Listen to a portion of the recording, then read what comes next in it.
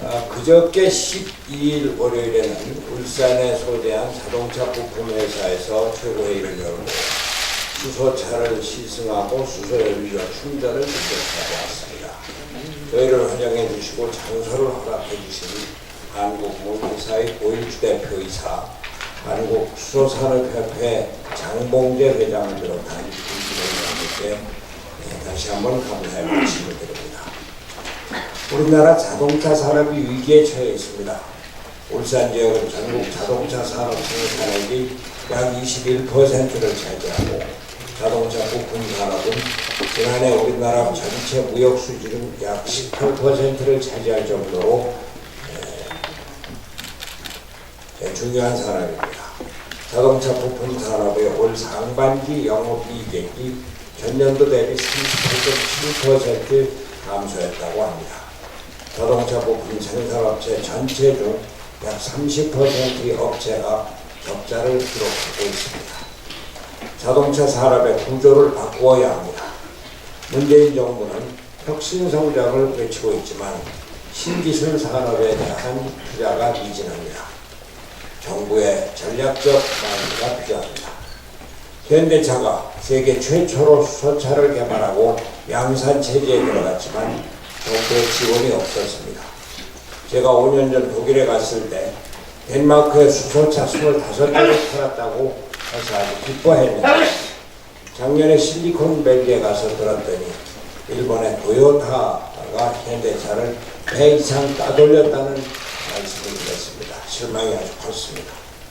지금까지 수소 충전소가 전국에 14군데밖에 되지 않는다니 수소차 개발이 어찌 되겠습니까? 서울은 일반인이 이용할 수 있는 수소 충전소가 양재동에 한 군데밖에 없다고 합니다. 일반 시민들이 어떻게 수소차를 살 생각을 하겠습니까?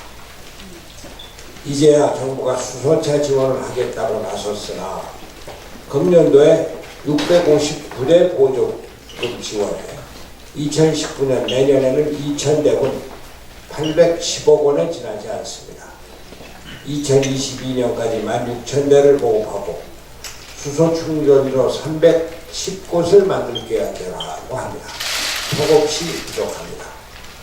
토요타 말고도 벤츠, BMW, 쉐보레 등 세계적인 자동차 회사들이 수소차 양산을 시작하면 세계 최고, 세계 최초, 또 최고의 수소차를 자랑하던 한국의 현대차는 자취도 없이 사라질 위험이 있습니다. 지금 바로 과감하게 크게 투자하십시오. 우리 당의 김동철 의원은 수소차 지원에 대해서 만대에 대한 지원을 제의하고 있는데 수소차 구입자에 대한 정부 지원의 대수를 과감히 늘리고 수소 충전소를 일반 시민들이 이용해 볼 일이 없도록 빨리 늘려주십시오. 알바 일자리 늘리는데 2년 동안 54조, 내년에 23.5조를 세는 예산으로 신기술 산업에 과감히 투자하십시오. 그것이 혁신성장의 첫걸음입니다. 수소차를 대한민국의 전략산업으로 키울 것을 제의합니다. 현대차도 새로운 기술 산업에 과감하게 투자하십시오. 노조에 질질 끌려다니지 말고 새로운 세계를 향해 힘차게 나서기를 합니다. 어제는 전태일 열사 48주기 추도식에 다녀왔습니다. 전태일 열사는 근로기준법을 지켜라, 우리는 기계가 아니다, 이렇게 외치면서 분신하여서 우리나라 노동운동의 역사를 바꾸어 놓았습니다. 이제 우리는 저임금, 열악한 노동조건을 극복하는 데 힘써야 합니다. 노동자들에게 저녁이 있는 삶을 보장해 주어야 합니다. 다른 한편 노동자들에게 노동의 기회를 주는 일에 게을리해서는 안 됩니다. 저녁이 있는 삶이 단순히 노동시간을 줄이는 데서 시작되는 것이 아닙니다. 저녁이 있는 삶은 일자리에서부터 시작합니다. 문재인 정부의 소득주도 성장 정책으로는 저녁이 있는 삶을 결코 만들 수가 없습니다. 일자리를 줄일 뿐입니다. 지금도 중소기업 10곳 중 8곳이 인건비 부담을 이유로 하반기 채용을 하지 않는다고 합니다. 경제를 살리고 일자리를 찾는데 정부와 정치권이 함께 노력해야 합니다. 근로시간 단축도 마찬가지입니다. 저도 한때 주 52시간 근로제를 환영한다고 밝히기도 했습니다. 그러나 경제 사정이 나쁜 상황에서 근로시간 단축은 고용을 더 늘리기보다는 노동자들이 실질 임금을 저하시키고 기업 활동의 위축만 초래하고 있습니다. 그래서 저는 문재인 대통령에게 경제 철학을 바꾸라고 요구하고 있는 것입니다. 지금은 분배와 정의의 위기가 아닙니다. 생산과 성장의 위기입니다. 시장을 활성화하고 기업 활동을 부추기는 게 정부가 해야 할 일입니다. 공정성장 명분으로 기업 활동을 위축시킬 때가 아니라는 것입니다. 저녁이 있는 삶은 문재인 정부와 여당 주도 소득주도 성장론을 만들 수 없습니다. 경제 철학이 틀렸기 때문입니다.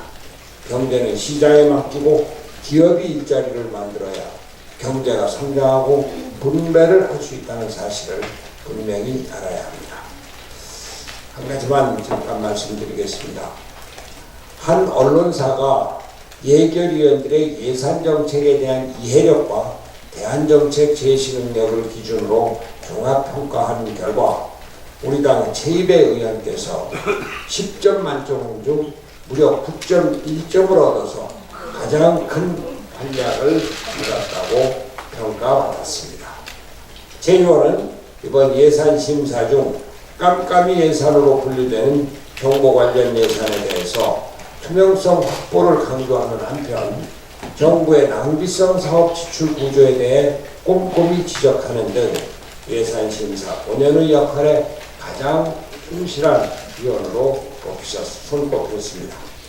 그 외에도 이해운 의원, 지상욱 의원이 3위권, 4위권에 이름을 올렸습니다.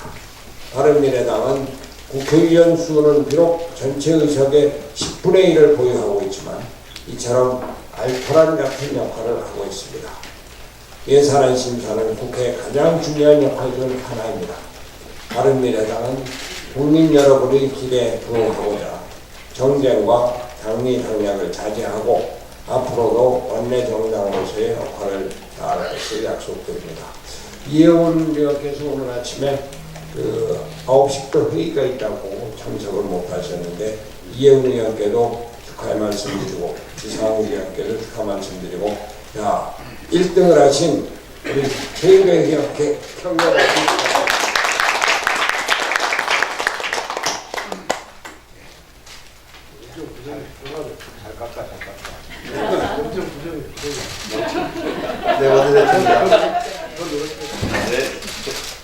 네, 어제 바른미래당은 조명래 환경부 장관 임명 강행과 돌려막기 인사, 그리고 서울교통공사 고용세습 및 채용비리의 진상규명과 재발방지 대책 마련을 위한 국정조사 수용 요구에 답이 없는 점에 대해서 대통령과 여당의 분명한 사과와 책임있는 조치, 또 인사검증 책임자인 조국 청와대 민정수석의 해임을 촉구했습니다.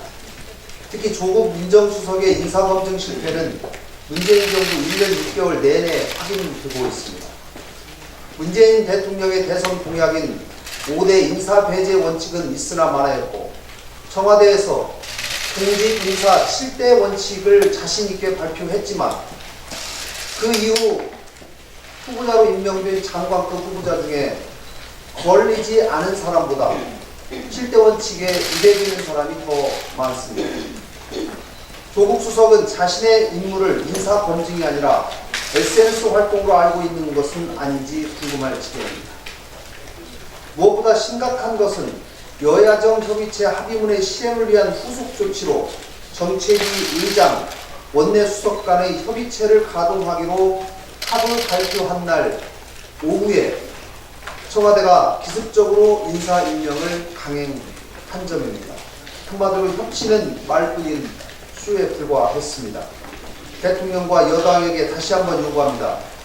1년 반 동안 인사 검증에 철저하게 실패한 조국 수석을 해임해야 합니다. 대통령과 여당의 분명한 사과와 책임 있는 조치가 있어야 합니다.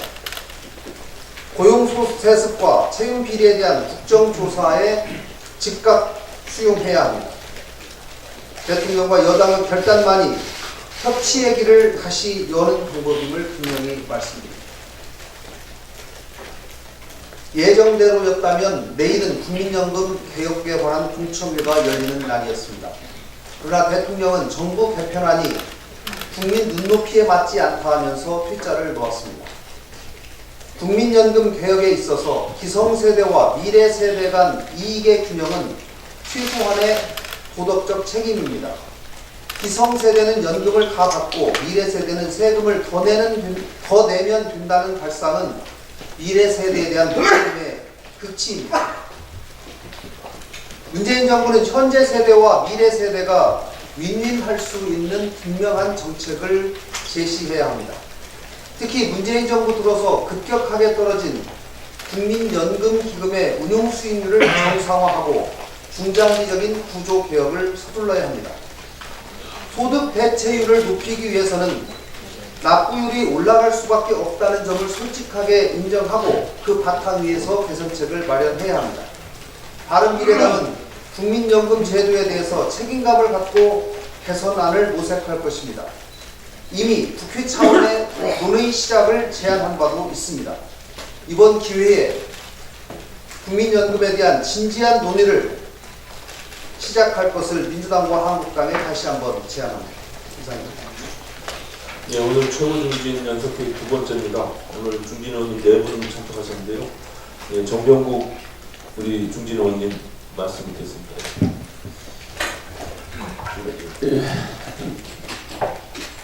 예, 내일은 온 나라가 긴장 속에서 하루를 보내야 하는 수능 시험일입니다. 전국 86개 시험지구로 1190개 시험장에서 59만 5천여 명의 학생들이 그간 자신이 갈고 닦은 실력을 증명을 해야 하는 순차대한 날입니다. 수험생 모두가 원하는 결과를 얻을 수 있기를 기원합니다.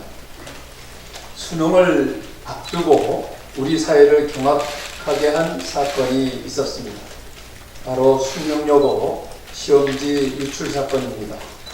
숙명여고 사태의 본질은 잘못된 아버지의 정으로 인한 개인 비리를 넘어서 내신에 목매게 하는 현재의 대입제도에 있다고 볼 수가 있습니다. 현 정부는 수능의 폐해를 비판하면서 수시 전형의 비중을 크게 높였습니다. 올해만 해도 대입 정원의 76.2%를 수시 전형으로 뽑았고 이중 학생부 중심 전형의 비중이 86.2%나 됩니다. 이러다 보니까 수능 폐해는 내신 폐해로 전이되어서 변정 폐단을 낳고 있습니다. 2022년 대입 개편안 문제로 김상곤 교육부 부총리가 해임된 지 3개월이 지났지만 아직도 대안을 제시하지 못하고 폭탄 돌리기, 땜질식, 유도기 처방이라고 하는 오명을 벗어나지 못하고 있습니다. 하지만 여전히 과거의 폐단만 탓할 수는 없습니다.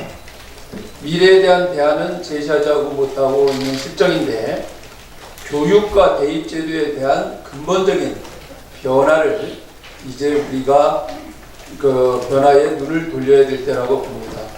어느 시대 어느 나라건 발전하는 사회는 수요자인 산업이 교육을 선도했지 공급자인 교육이 그 선도를 한 적은 없습니다. 교육의 최종 수요자는 대학이 아닌 산업의 현장에 있는 기업이라고 할 수가 있습니다.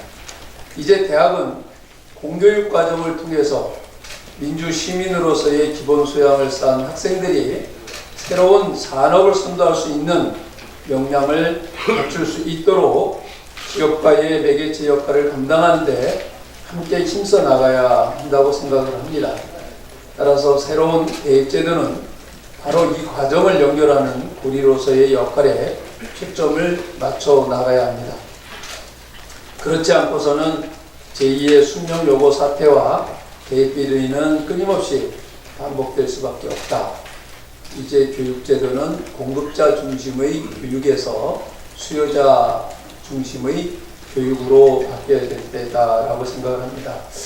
어제 저희 지역구에 있는 이 자리에 계신 우리 손학규 대표님께서 과거 경기도 도지사 시절에 주도적으로 만드셨던 영어마을, 그 당시에 이게 하나의 트렌드가 돼서 전국에 확장이 됐던 경험이 있었고 좋은 성과를 낸 바가 있습니다. 그러나 시간이 지나면서 이제 트렌드가 또 바뀌고 있습니다. 따라서 영어 교육을 바로 합숙을 하면서 하는 것이 지금은 거의 다 학교가 그걸 실시를 하고 있기 때문에 그 효용도가 지금 떨어지고 있는 것이 현실인데, 제가 이끌고 있는 인성교육 실천 포럼에서 중심이 돼서 인성교육진흥법을 2년 전에 만들었고, 그 인성교육진흥법에 따라서 경기도에서는 그 영어마을을 인성마을로 바꾼 바가 있습니다. 그래서 그 현장을 다녀왔는데, 인성교육을 하는 프로그램들을 보니까 교사들을 상대로 해서는 거꾸로 교실 캠프가 있고, 또 학생들을 상대로 해서는 솔루션 프로그램이 있습니다. 오죽하면 거꾸로 교실이라고 하는 제목으로 교사들을 새롭게 교육을 시키는가.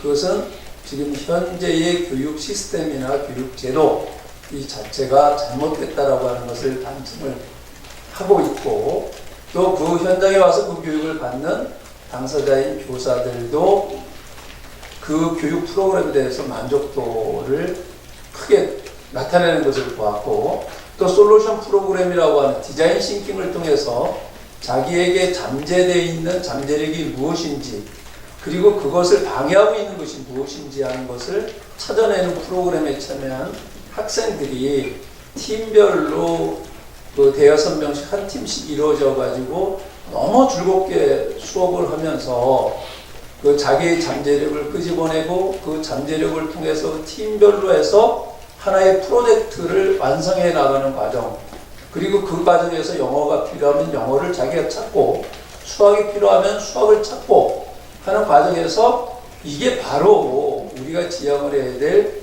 교육이다라고 하는 것을 다시 볼 수가 있었습니다.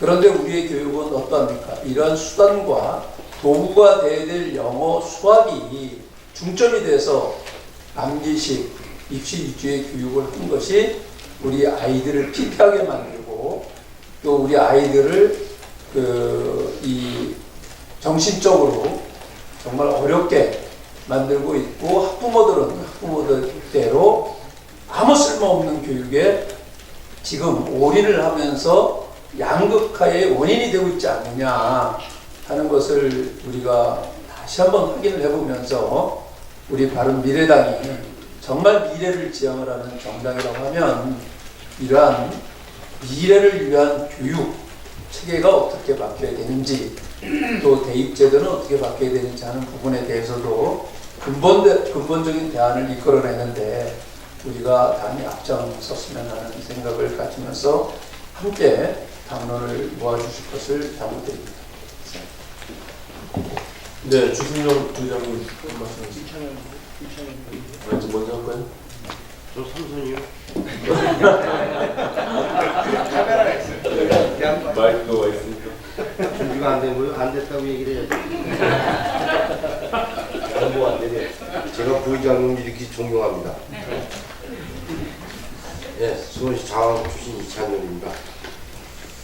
내일이 바로 우리 고등학생들이 생각하는, 정말 대한민국에 살면은 수능을 잘 봐야 된다는 이런 강박관념의 지난 3년을 보내온 것 같습니다. 내일이 마지막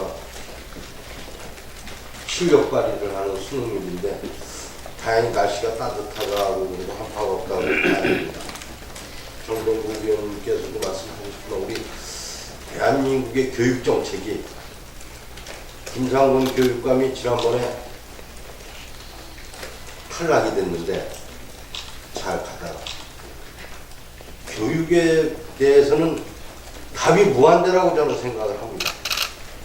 그래서 대통령의 교육정책 공약은 수능 시험을 절대평가로 하고 수시를 확대시키자고 하는 게 대통령의 공약인데, 교육부 장관은 공론한 지 뭔지 이러한 과정을 거치면서 대통령 공약하고 정반대인 수능을 위시로 한 정시 모집을 늘리겠다. 2022학년도에 이렇게 교육정책이 중구난방으로 대통령 다루고 교육부 장관 다루고 결국은 교육부 장관이 그만뒀는데, 이 교육의 본질이 이렇게 어렵다고 생각합니다. 이 결과 학생들과 학부모는 지금도 2022학년도 입시 규정은 나왔지만 그래도 불안한 겁니다. 또 어떻게 바뀔지 몰라. 이런 상황에서 숙명여건이 이런 수시에 절대적인 영향을 미치는 내신 성적을 조작을 하고 이런 사태가 벌어지기 때문에 국민들은 더욱더 대통령이 생각하는 수시 모집 확대를 믿을 수가 없게 된 겁니다. 그러니까 결과적으로 정시 모집을 30% 이상 권장하겠다고 교육부 장관이 그렇게 하고 교육부 장관직을 물러나게 된 거 아닙니까? 그래서 우리 국민들께서도 냉정하게 봐주시고, 특히 교육부에서는 내신 관리에 더 철저를 기해줘야 될 거라고 저는 생각합니다. 어제 월요일날 저희 교육위원회에서 시간 강사 처우 개선법이 법안 심사 소위를 통과를 했습니다. 지난 8년 동안 2011년도에 이 법안이 통과가 됐는데 대학도 불만이었고 강사들도 약간 불만이 있었는데 결국은 8년 동안 유예시키면서 배가 부른 데는 대학군이 없습니다. 재정 문제 갖고 유예를 시키니까 8년 동안 대학은 그만큼 돈을 안 써서 배가 좀 많이 불러지고 결국은 통과가 됐는데, 정말 이번에 통과된 것은 우리 국회하고 교육부하고의 전문가들을 모셔서 같이 강사 협의체에다가 3자가 대학과 우리 국회 또 교육부 그 다음에 이제 강사 대표들 이렇게 해서 단일한 합의가 도출이 됐습니다. 그런데 문제는 단일한 합의가 도출이 됐음에도 불구하고 대학 측에서는 이걸 또 어떻게 좀 유예를 시켜볼까 하고 9일날 뭐 국회의장님을 찾아왔다고 그러는데, 이건 제가 어느 난관이 있더라도 반드시 통과를 시켜야 되는 사명감을 갖고 있습니다. 그래서 내일 15일날 열리는 저희 전체에서도 반드시 통과되도록 하고 법사위에서도 꼭 통과시켜 주시기를 부탁을 드리고, 또 전체 본회의에서도 반드시 이거는 약자인 시간 강사들의 신분과 또 지위 확보를 위해서 반드시 필요한 법률을 말씀을 드립니다. 아울러 말씀을 드리면, 대학들이 그동안에 해온 행태를 보면은 모든 학생들에 대한 교육을 돈의 교육을 시킨 것뿐이 안 됩니다. 이 법안이 통과된다니까 뭐 대단히 강의를 하겠다, 그 다음에 겸임교수를 늘리겠다, 또 아주 나쁜 거는 졸업 이수학점을 줄이겠다고. 이렇게까지 생각하는 대학 당국들이 그동안의 대학생들을 위해서 무슨 목적을 갖고 대학 교육을 했는지 저는 정말 어이가 없습니다. 학생들만 불쌍할 따름입니다. 제가 봤을 때. 학생들을 돈으로 보는 이런 대학 당국들의 생각을 빨리 고쳐줘야 될 거라고 생각합니다.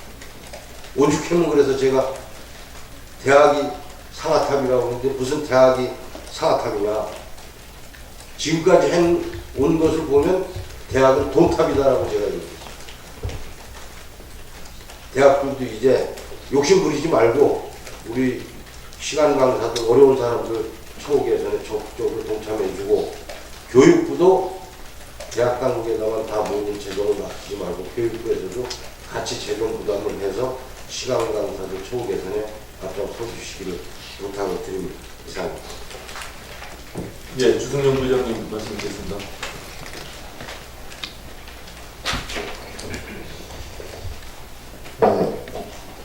문재인 정부 인사에 대해서 좀 지적을 하겠습니다. 인사청문회 뭐하러 하는지를 모르겠습니다. 있으나 마나 하는 인사청문회는 왜 하는지 모르겠습니다.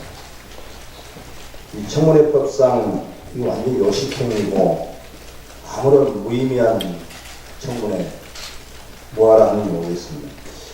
문재인 대통령 대선 공약으로 위장 전입, 병역 기피, 세금 탈루, 부동산 투기, 논문 표절, 5대 비리로 규정하고 5가지 배제 원칙을 했는데 완전히 5가지 구비 원칙이 되어버린 것 같은 그런 느낌이 들고 거기에다가 음주운전, 성범죄까지 하고 7대 인사 원칙을 밝혔는데 하나도 지켜지지 않고 국민과 야당을 보란 듯이 임명을 강요하고 있습니다. 제가 박근혜 정부 4년하고 문재인 정부 1년 반을 비교해 봤더니 박근혜 정부 4년 동안 인사청문회가 99차례 했는데 임명 강행이 야당 반대에도 불구하고 임명 강행이 99건에서 10건밖에 없었어요. 근데 문재인 정부 들어와서 1년 반 동안 인사청문회가 46번, 절반 정도밖에 안 됐는데 임명 강행이 벌써 10번입니다. 최근에 헌법재판관 한 분은 위장 전입 8번, 다른 한 분은 3번, 또 환경부 장관 후보자 시 도덕적 해이, 실정법 위반, 도를 넘어섰다는 것이 야당의 평가들에 불구하고 임명 강행했습니다. 언제까지 정말 이런 인사를 이어가야 될지 답답하고 마치 이렇게 야당의 지적을 정치적으로 흠집내게 하고 있다라는 식으로 치부하고 넘어가고 있는 것에 대해서 더욱더 분노하지 않을 수 없습니다. 이런 잘못된 인사가 문재인 정부가 추구하는 정말 공정한 사회인지 문재인 정부는 깊이 반성해야 됩니다. 문재인 정부를 두고 청와대 정부, 또 낙하산 정부 이렇게 지적을 하고 있습니다. 내각 패싱과 아주 캠코더의 천국입니다. 저는 문재인 정부에서 이렇게 인사 논란이 계속되는 이유가 인재 풀이 너무 협소하기 때문이라고 생각합니다. 코드에 맞는 인사만 찾다 보니까 그 수가 한정되고 결국 무리한 인사로 이어질 수밖에 없는 겁니다. 정권이 출범한 지 이제 1년 반 됐습니다. 제발 문재인 대통령께서는 이제는 내 사람보다는 일을 할 인재를 찾아야 합니다. 인재 풀을 넓히면 도덕성과 전문성 같은 적임자를 얼마든지 찾을 수가 있습니다. 문재인 정부는 박근혜 정부하고 달라야 된다는 점을 반드시 명심하시기 바랍니다. 선거구제 개편 문제에 대해서 한 말씀 드리겠습니다. 지난 1년 반 동안 문재인 정부 또 국회 도대체 어떤 개혁을 해냈는지 자문하고 싶습니다. 10년 이상을 끌어온 개헌은 이제는 물 건너간 것 같습니다. 지금은 선거구제라도 개편하자고 다시 목소리를 내고 있으나 이 역시 동력을 잃고 있는 것 같아서 우려스럽습니다. 문재인 대통령 공약집을 보면 국회의원 선거에 권역별 정당 농구 비례대표제를 반드시 도입하겠다 분명히 명시되어 있는데 이를 21대 총선에 적용하려면 금년 내로는 국회에서 통과시켜야 합니다. 그러나 문재인 대통령 지난 시정연설에서 선거구제 개편에 대해서는 한 말씀도 없었습니다. 요즘 청와대가 남북 문제에만 관심이 있고 그 외에 문제는 별로 전혀 관심이 없는 것 같습니다. 선거구제 개편의 키를 쥐고 있는 더불어민주당 역시 시큰둥하기는 마찬가지입니다. 당 지지율이 야당을 압도하기 때문에 그대로 소선거구제를 유지하는 것이 유리하기 때문입니다. 자유한국당 역시 가지고 있는 영남표를 지키기 위해서 소극적이기는 마찬가지입니다. 김성태 원내대표도 선거구제 개편에 대해서 개헌과 동시에 추진해야 한다면 철진한 레코드 소리만 하고 있습니다. 우리 바른미래당이 지금보다 더 치열하고 더 적극적으로 나서야 될 것 같습니다. 선거구제 개편은 고양이 목에 방울을 다는 것이 아닙니다. 저는 항상 더불어민주당과 자유한국당을 향해서 여당이 야당되고 야당이 여당될 때가 반드시 있을 것이라고 경고하고 있습니다. 당장은 죽을 리가 있겠지만 정치 상황은 언제든지 바뀔 수 있다는 것을 거대 양당은 반드시 명심해야 될 것입니다. 이상입니다. 김동철 전 대표님 말씀드리겠습니다. 네, 손학규 대표께서 위기에 처한 자동차 산업을 언급하시면서 수소차 문제에 대해서 말씀해 주셨기 때문에 보완해서 말씀을 드리도록 하겠습니다. 어제 환경부 예산 심사가 있었는데 환경부에서 가져온 수소차 보급 방안을 보니까 승용차는 2,000대를 늘리고 그리고 버스는 35대, 30대에서 35대 늘리는 것으로 되어 있었습니다. 세계 최초로 우리가 수소차를 개발했고 그리고 지금 프랑스에도 넥소, 개발된 넥소를 지금 500대를 수출하는 계약이 맺어졌는데 수소차는 위기에 처한 한국의 자동차 산업을 성장시킬 수 있는 유일한 대안일 뿐만 아니라 지금 우리 국민들이 고통받고 있는 미세먼지를 해결할 수 있는 최고의 대안입니다. 그런데 승용차 구당 2,000대, 버스 35대가 이게 무슨 말입니까?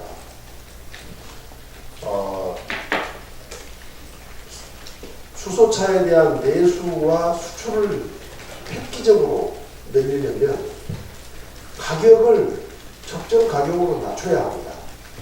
가격을 적정 가격으로 낮추려면 전용 생산 라인을 갖추고 대량 생산을 하면 됩니다. 그렇게 하면 현재의 7천만 원인 수소차 넥소 가격을 6천만 원, 5천만 원으로 낮출 수 있고 이렇게 되면 내수도 수출도 획기적으로 늘어날 수가 있는데 문재인 정부 환경부가 이와 같은 아니란 생각을 갖고 있는 것에 대해서 어제 질타를 했고 오늘 아마 환경부에서 어떤 파격적인 대안을 가지고 올 것으로 기대를 하고 있습니다. 그렇게 해서 수소차를 통해서 자동차 산업을 살리고 그리고 우리의 새로운 성장 동력으로 삼고 그리고 그 미세먼지까지 해결할 수 있도록 수소차 버스, 수소차 트럭, 수소차 택시와 같은 것들을 획기적으로 늘리는 방안에 대해서 문재인 정부가 쫓고 있다는 말씀을 드리겠습니다. 지금 정말 국가적으로 대한민국이 위기입니다. 한편으로는 국민들의 먹고 사는 민생과 경제가 파국으로 치닫고 있고 그리고 남북관계를 어떻게든 평화와 긴장을 완화시키는 것이 그런 노력들은 필요하지만 국민적 공감대 없이 급속하게 추진 항목을 해서 그 동력이 갈수록 떨어지고 있고 가장 중요한 한미 동맹이 훼손되고 한미 간의 신뢰가 크게 떨어지고 있다는 것들도 큰 문제라고 생각합니다. 그런데 여기에 더해서 정말 국가가 위기라고 하지 않을 수 없는 이유가 법 질서가 와해되고 있다는 것입니다. 엊그저께 민노총이 광화문 6차선 도로를 완전 마비시키고 그리고 집권 여당의 원내대표실을 점거하고 어제는 대검찰청사의 민원실을 점거하는 일이 벌어졌습니다. 그리고 이러한 것들을 단속해야 할 검찰과 경찰은 문재인 정부가 관심사가 무엇인가, 어떤 것을 하면은 대통령이 좋아할 것인가에 대한 촉각을 곤두세우고 그러한 수사에는 신속하게 수사에 착수해서 아주 무차별적 압수수색을 벌이는가 하면 정말 제대로 해야 될 수사에 대해서는 미적거리고 하는 그런 정말 어처구니 없는 일들이 벌어지고 있어서 정말 우리 공동체의 질서가 무너졌을 때 과연 우리는 어디에 기대서 정말 이 제대로 된 대한민국의 어떤 번영을 우리가 생각할 수 있을 것인지 정말 낙심하지 않을 수 없다는 말씀을 드리고 문재인 정부가 지금이라도 정신 차리고 문재인 정부의 어떤 정권의 안보와 정권의 무슨 어떤 연장을 위해서 일하기보다 정말 국가의 백년 대계를 위해서 제대로 된 국정을 펼쳐줄 것을 촉구하는 바입니다. 예, 최고위원님 좀 예, 그리고 제가 중심에 있는지 뭐 3개 준비했다. 구경하겠습니다. 나오세요. 아니, 나중에 사진이 많아가지고 정말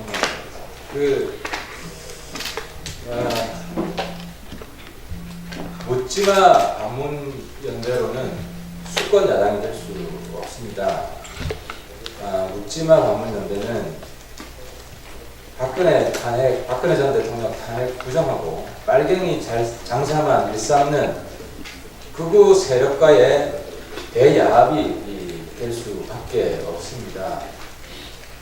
우리 야당이 성공하려면 극우 대야합의 실체인 반문 연대에 그칠 것이 아니라 반문 반극우 연대를 추진해야 합니다.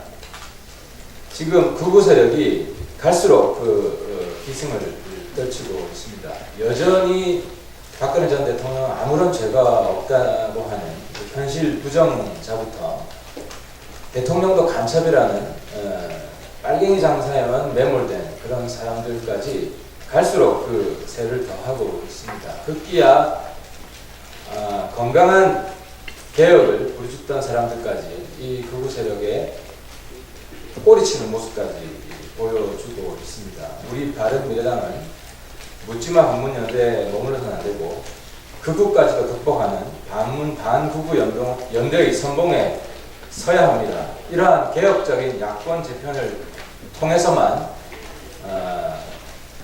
정권 교체가 가능하다는 사실을 다시 한번 강조드립니다. 그리고 우리 김동기 대표님 말씀하셨는데요. 저도 좀 강조를 하겠습니다. 중요한 문제가지고 정부는 민노총은 약자가 아니다라는 립 서비스에 그칠 것이 아니라 불법 점거 농성을 일삼는 민노총 간부들 모조리 잡아들여야 됩니다. 이제는 민노총이 대검찰청까지 점거하는 전례 없는 만행을 저지르고 있습니다.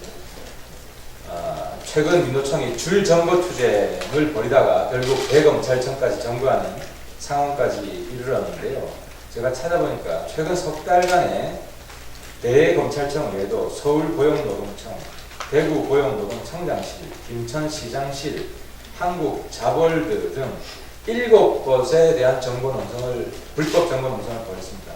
현재도 홍영표 민주당 원내대표 사무실, 창원노동지청 등 3곳에서 점거 농성을 지금 진행 중에 있습니다. 민주노총은 현재 대한민국의 유일한 초법적인 존재입니다. 갑 중에 슈퍼갑입니다. 민주노총은 대한민국 법치를 붕괴시키고 경제를 망치는 암적 존재가 되었습니다. 이런 민주노총 불법 간부들 사법당국은 모조리 검거해서 법의 근엄함을 보여주셔야 됩니다. 아니 사진이 하나를 주고 정무관 네. 12일 날 재계가 정부한테 우리도 중국의 제조 2025와 같은 산업발전 전략이 필요하다고 건의를 했습니다. 기업들이 얼마나 답답했으면 이런 건의를 했을까 싶습니다. 대부분의 정부들은 미래 산업 발전 전략을 제시하고 정부 예산도 그쪽으로 집중 투자합니다. 이명박 정부의 녹색 성장이나 박근혜 정부의 창조 경제는 세부적인 내용을 떠나 전체적인 방향성에서는 패러다임 변화를 인지하고 미래의 지향적인 방향을 제시한 것입니다. 문재인 정부의 소득 주도 성장은 기업들이 갈 길을 잃게 만들고 있습니다. 정부는 4차 산업혁명위원회까지 만들었지만 구체적으로 기업들에게 방향성을 제시하지 못하고 있습니다. 맨날 장님 코끼리 만지듯 수박도 핥듯 4차 산업혁명이라는 구호만 외치지 말고 구체적으로 어떤 방향으로 우리 기업들이 이동해야 하는지 지향점과 전략을 제시하십시오. 그리고 기업들이 원하는 파격적인 규제 개혁과 인프라 구축, 인력 양성을 하여 우리 기업들이 신나게 달릴 수 있는 환경을 하루빨리 만들어주기를 바랍니다. 이상입니다. 정책위원장님 말씀 없습니까? 예. 그러면은 오늘 당 특별위원회 임명장 수여식이 있겠습니다. 제가 지금 맛배기만 최초로 입수한 거라서 이번에 철거하기로 한 11개 GP 사진을 다 입수를 했어요.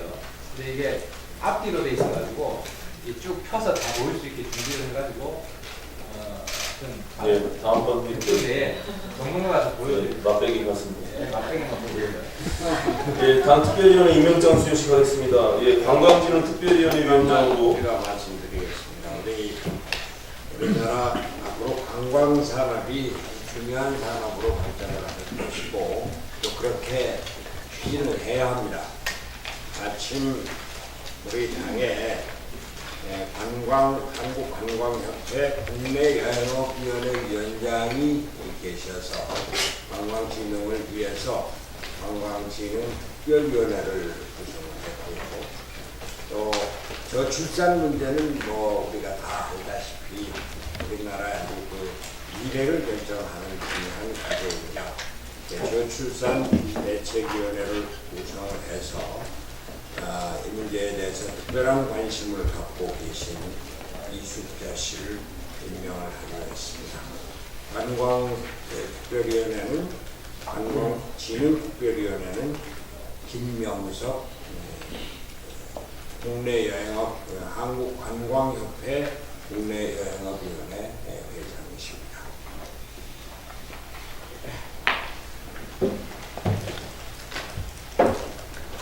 예, 임명장 김명석 위사람을 바른미래당 관광진흥특별위원회 위원장으로 임명함. 2018년 11월 14일 바른미래당 당대표 손학규 축하드립니다.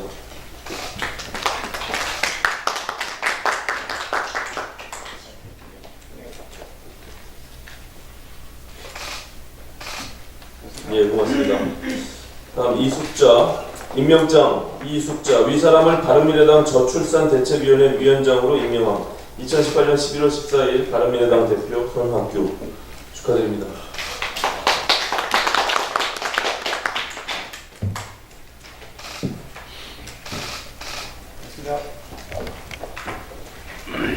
우리 김명석 회장 한 말씀 하시죠.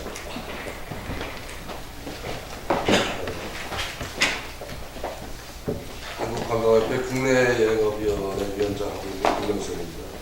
우선 어느 당에도 없는 관광진흥특별위원회를 만들어주신 장대표님 최고위원님께 감사의 말씀드립니다. 국민관광의 뿌리가 가고 서야 외국인도 다들 준비가 된다고 봅니다. 이것도 저희가 국민관광 부분이 너무 좀 그동안 열악했고 관광진흥 부분에 대해서는 지속적인 정책 부재가 있다 보니까 또 그 해외를 나가는 국민은 한 연간 한 3천만 명이 되고 외국인은 한 1,300만 명이 들어오다 보니 계속 관광 수지 적자는 근 20년간 적자폭이 계속 커지고 있습니다.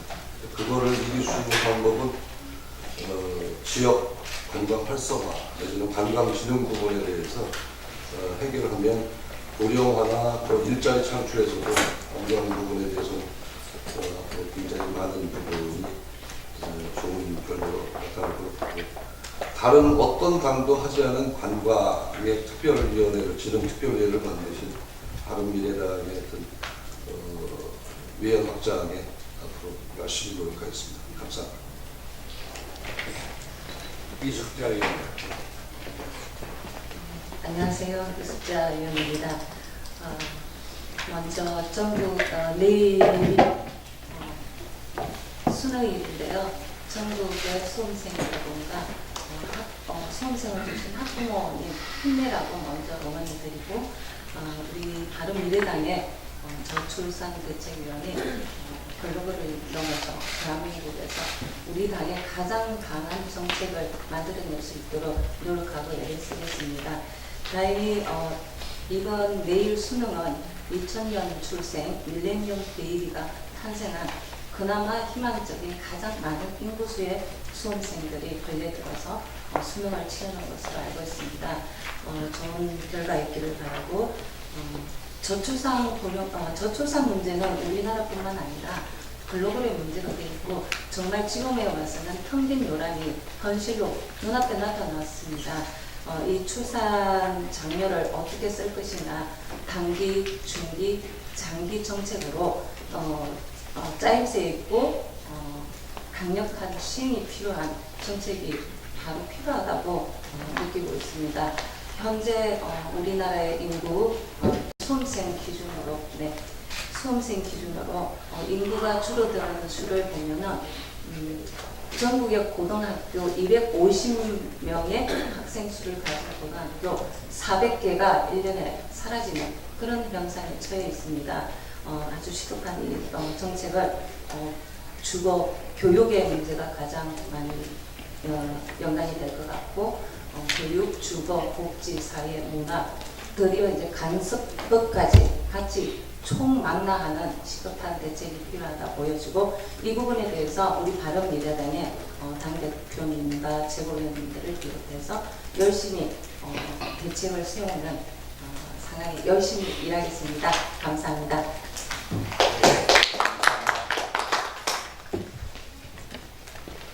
예, 이상 비공개로 정하겠습니다. 잠깐만. 저희 당이 여러 가지로 지금 활발하게 움직이고 있습니다. 우선 지금 상설위원회, 특별위원회가 많이 구성이 돼서 당이 체계를 잡아가고 있고, 또 지역 조직에서도 우리가 많은 진전을 보이고 있습니다. 바른 토론 배틀이 지난 일요일 날 16강에서 8강으로 진행이 됐고, 직능단체 회장단 산행이 24일 일요일에 있고요. 또 전국 청년 대학생회 위원회 발대식이 12월 1일에 있고, 여성위원회 정치연수 일정이 11월 21일에서 22일에 홍천 비발디 파크에서 열리고요.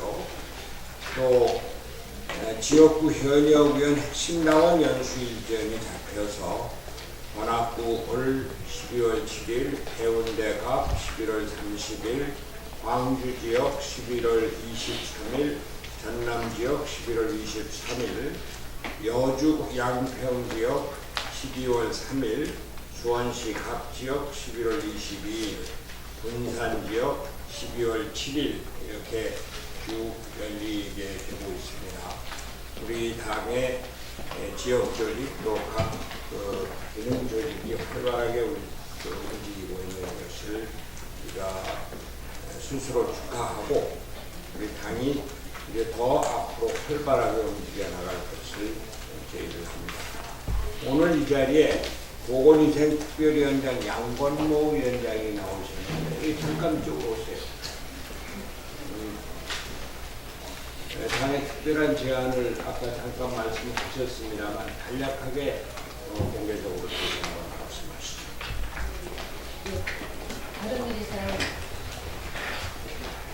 바른미래당 부산 보건위생 특위위원장 양정모입니다.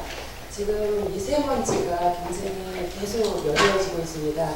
작년도 미세먼지 경보일이 92일이나 됩니다. 그래서 이제 정부에서는 뭐 차량 이부제라든가 아니면은 이제 그 가동률을 낮춘다든가 제한적인 환경적인 문제를 하고 있는데, 사실 미세먼지는 어떤 카드뮴이라든가 중금속 등 발암물질을 포함하고 있고요. 그러니까 비성기 환자라든가 특히 영유아라든가 임산부에서는 폐하에까지 영향을 미치고 있습니다. 그래서 저희 바른미래당에서는 이 그 미세먼지를 환경뿐만 아니라 국민 건강 차원에서도 정부에서도 신속히 올해 국회에서 하지 않는다라고 하면 내년도에 계속 또 연이어질 수밖에 없다라고 하는 생각을 갖고 있습니다. 그래서 지금 현재 정부에서는 환경부에서는 미세먼지 마스크를 지금 한 11,500명한테 지급하는 걸로 되어 있고, 서울시 같은 경우는 작년에 미세먼지를 어린이집에 3개, 경기도 같은 경우는 5개 이렇게 간헐적으로 줬다 말았다 이런 경우가 있습니다. 그래서 저희 바른미래당에서는 일단 정책적으로 정책위원회하고 준비하고 있는 것은 영유아 0세부터 5세 그리고 임산부에게 미세먼지 92일인데 50개씩 지급을 하는 것, 이런 것들을 이번 국회에서 반드시 긴급하게 좀 처리를 해주셨으면 좋겠다라고 하는 거고, 지금 어린이집이라든가 임산부라든가 제가 이렇게 같이 간단 얘기를 들어보면서 상당히 필요하다라고 하는 거고요. 정부에서 영유아라든가 임산부 대책, 저출산 대책에 있어 측면에서도 굉장히 중요하게 다루었으면 좋겠습니다. 그리고 지금 현재 이번에 그 긴급 예산으로 공기청정기를 800억 원을 이번에 이제 그 예산을 투영을 했는데, 지금 어린이집에 지금 설치되고 있습니다. 그래서 정부에서는 어린이집과 초등학교에 공기청정기를 설치하는 지금 실태라든가 점검이라든가를 하면서 어느 정도 되어 있고 앞으로 한 2-3년 내에 전국적으로 설치할 수 있는 그런 방안들을 마련해 주었으면 좋겠고요. 마지막으로 이 미세먼지가 중국에서 계속 중국 등에서 유입되고 있기 때문에 우리 그 정부에서 우리 그 외교부라든가 이런 통해서 공기 어떤 나무 심기라든가 외교적 협상을 통해 갖고 어떤 이런 부분을 지속적으로 구체적으로 실질적으로 그 저감하는 대책을 좀 해야 될 것 같습니다. 그래서 저희 당에 우리 여기 오늘 아침에 최고위원회에서 보고를 하였고, 이 문제에 대해서 정책위원회에서 조금 더 다듬어 갖고 이 문제를 저희 바른미래당, 참 국민 건강을 생각하는 우리 바른미래당이 앞서서 국민을 위해서 영유아와 임산부를 위해서 그다음에 장기적으로는 노인이라든가 그 어떤 장애인들까지 확대될 수 있는 방안까지 함께 모색을 해보도록 하겠습니다. 이상입니다. 정책위원장께서 특별한 대책을 말씀해 주시기 바랍니다. 그러면 이제 회의를 비공개로 진행.